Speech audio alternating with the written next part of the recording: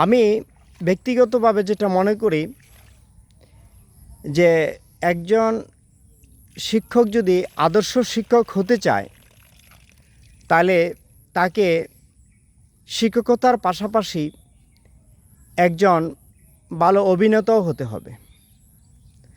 অর্থাৎ একজন আদর্শ শিক্ষক মানে একজন আদর্শ অভিনেতা, একজন সবচেয়ে বড় অভিনেতা। অর্থাৎ শিক্ষক যখন বিভিন্ন বিষয় পাঠদান করেন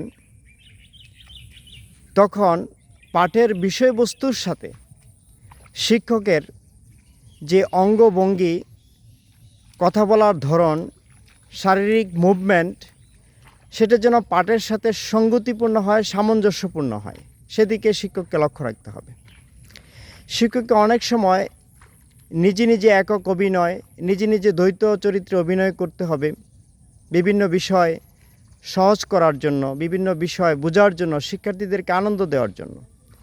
অনেক সময় শিক্ষক শিক্ষার্থীর সমন্বয়ে বিভিন্ন কাজ করা যেতে পারে অভিনয়ের মাধ্যমে, যেটা শিক্ষার্থীদেরকে আনন্দ দেওয়া।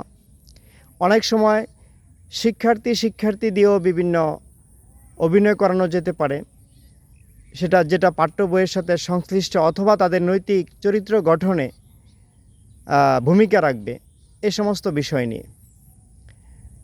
অর্থাৎ একজন আদর্শ অভিনেতার যে গুণাবলী অর্জন করার কথা সেটা একজন শিক্ষককে অর্জন করতে হবে যদি তিনি প্রকৃত অর্থে শিক্ষক হতে চায়। কারণ হচ্ছে ছেলে মেয়েদের পড়াশোনায় মনোযোগ ফিরিয়ে আনা, পড়াশোনাটাকে আনন্দদায়ক করা,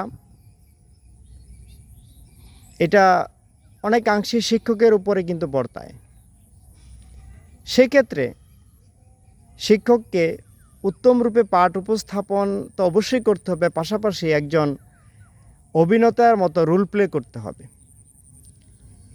এতে করে শিক্ষার্থী পড়াশোনায় মনোযোগী হবে, পড়াশোনার প্রতি তাদের আগ্রহ সৃষ্টি হবে, পড়াশোনা করে তারা আনন্দ পাবে।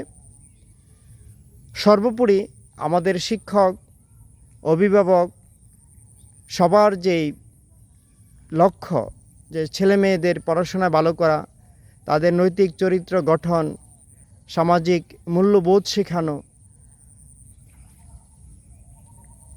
এই সমস্ত স্বপ্নগুলো আমাদের পূরণ হবে ইনশাআল্লাহ। তাই আসুন আমরা শিক্ষকতা পেশায় যারা নিয়োজিত আছি তারা ভালো শিক্ষক হওয়ার পাশাপাশি আমরা একজন ভালো অভিনেতাও হয়ে যাই। ধন্যবাদ।